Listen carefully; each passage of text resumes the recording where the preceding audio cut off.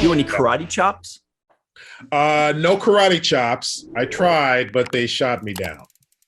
Well, we're just trying to give Michael the visual cue that it's now time for the bottom line, aka the terrible twos. All right. That was almost a good transition.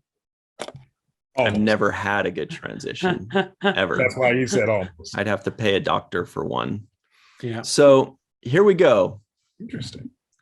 Final two questions of the show. The two most important questions, really. Michael calls it the bottom line.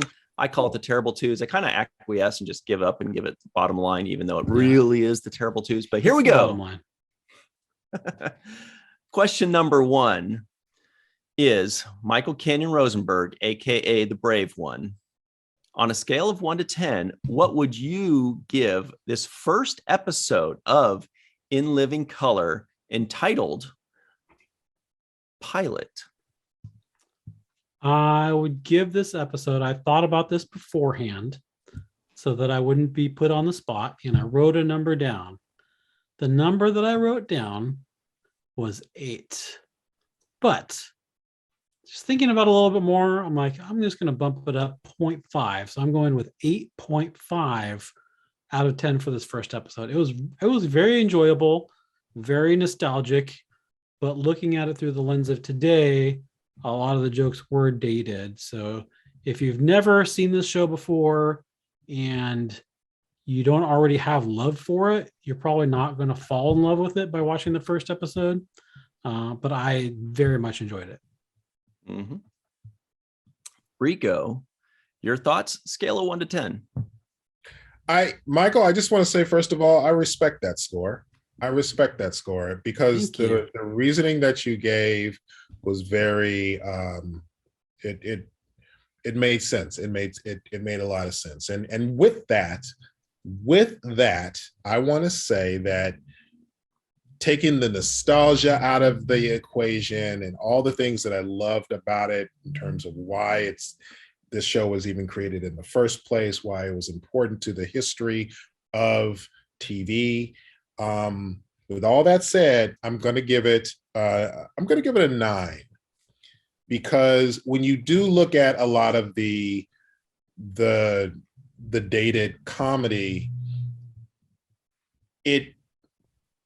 I guess in a way, in that respect, it doesn't hold up, but it holds up in an even bigger picture in terms of, again, the nostalgia. We've used that word a lot, but it really does hold up in that respect. Obviously, if you're of a certain age and you remember this show, a lot of things bring back those memories and whatnot. And of course, yeah, so that happens. So, but if you are younger and you've never seen it and you're seeing all these things, a lot of stuff could go over your head.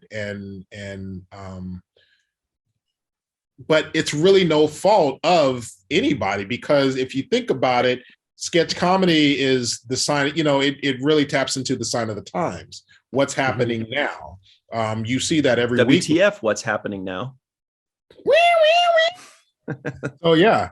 So but with that said, that's the chance you take in that respect. But, and that 9 is just with whatever room for improvement that could be there, but also because, it is dated. But what a great Rico, ride. I'll say that I respect your score, but I do not respect your explanation because I didn't really understand it all. So. I didn't even... Dated it. Okay, so I'll tell you mine just to complete the circle, for fun. Similarly to Michael, I actually had a number last night, and upon revisiting it, I'm bumping it up 0.5 as well. My original number was 7.5, and I'm bumping it up to an 8. Now, that's not necessarily a reflection on how I feel about it.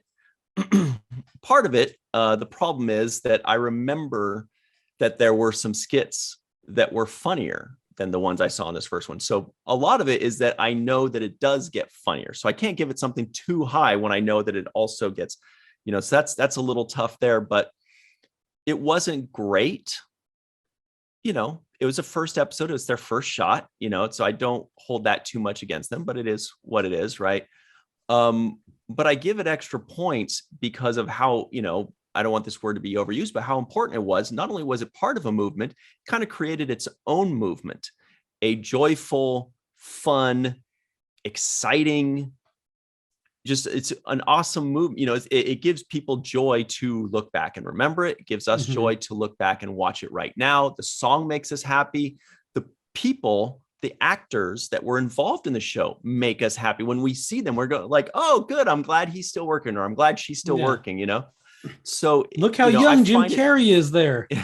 Right. I find it to be a very important show, not just, for society, but just in our lives individually. It makes us happy.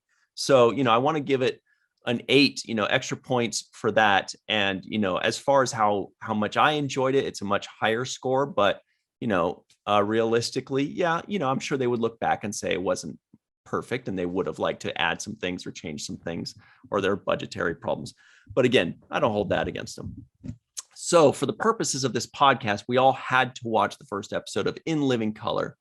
But now that the podcast is over and we're free to move about the internet, Michael Kenyon Rosenberg, would you watch the second episode? Definitely and gladly. I'll say that I don't know where to watch it. We found this first episode on YouTube somewhere. It's tough. It's not an official release. It's not technically streaming anywhere, but you can watch this first episode on YouTube. So, but yeah, in there too. Well, yeah, there are other episodes there. I don't remember if I saw that there was episode 2 somewhere. I'm sure it's there somewhere, but so I would watch it. I would, especially if they came out with like a high quality version on a streaming or something like that. I'm thinking maybe they couldn't because of, I think there was some like music that was like licensed music or something like that. That's maybe a big problem with a lot of you can buy it. You can buy it on Amazon, but like the actual DVDs, but you can't stream it. Yeah. Bummer. What about you, Rico? Would you watch the second? Yeah, boy. Of course I would. Hell yeah, man. Hell yeah. Michael, let it be known this is at the 55-minute mark for you to fix the audio there. Okay. Hell yeah. Hell yeah. 101%. Hell yeah. This is so feel good that I love the 80s and the 90s. Those were fun eras. They're the 90s being so colorful, like it was, oversized this and that, and just that wackiness, man. Look, we need this. I mean, we always need it, but there are times when we can really use that type of a happy and just, hell yeah. Hell yeah, boy. So that's a good freeze frame.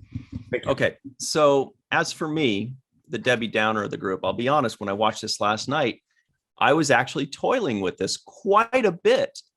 I was like, I don't think I would watch the second episode because why would I? I watched it when I was a kid. I enjoyed it. I watched it, that day.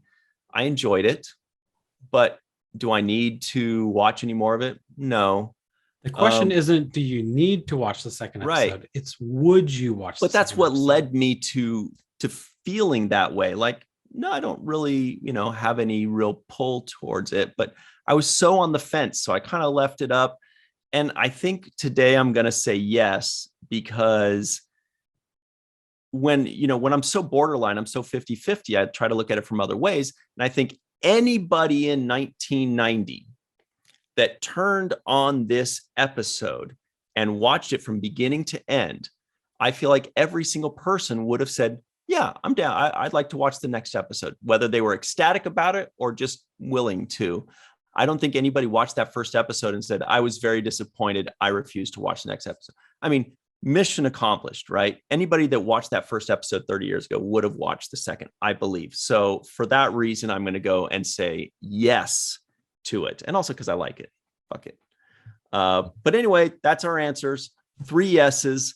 Rico, thanks very much for playing with us. This has been 100 episodes of Watch the First. We'll see you at 1,000, everybody. If we don't get Right, canceled after this one. Rico froze himself. Anyway, so everybody, whatever you'd like us to review, say WTF and the show in the comments below so that we can add it and say that you told us to do it. And until then, always remember what Mr. Michael Kenyon Rosenberg likes to say. Well, what I always like to say is don't forget, Ryan, to tell us what this podcast was. That's true. He does always like to say that because I always forget. Strike two. What I'd like to say is this podcast reminded me that we need to bring the fucking 90s back. We need to be that guy Mouth in Goonies when he finds his penny and he says, this one was mine and I'm taking it back. I'm taking them all back. We need to do that with the 90s. This podcast was equally kind to This In Living Color. This podcast reminded us to find the laughter. Always find the laughter. Rico bringing it down for the Now Especially when Ryan remember falls asleep. what Mr. Michael now Kenyon remember Rosenberg that always Michael likes to say. Kenyon Rosenberg always likes to remind you to register to become an organ donor at Donate Life, please. And after that, don't forget to watch the first of things. Hang on, Michael. Your boy. volume, your audio went out. Give it to us again so they know what you were holding up, because that's important. What? Guys, obviously you need to register to become an organ donor at Donate Life. And then don't forget to watch the first of things. The end. Yeah, boy. There we go. Now freeze frame. No, we're not going to freeze frame because we never do. No, but I mean, I guess you like to freeze frame. Rico his video just freezes, but I never freeze frame.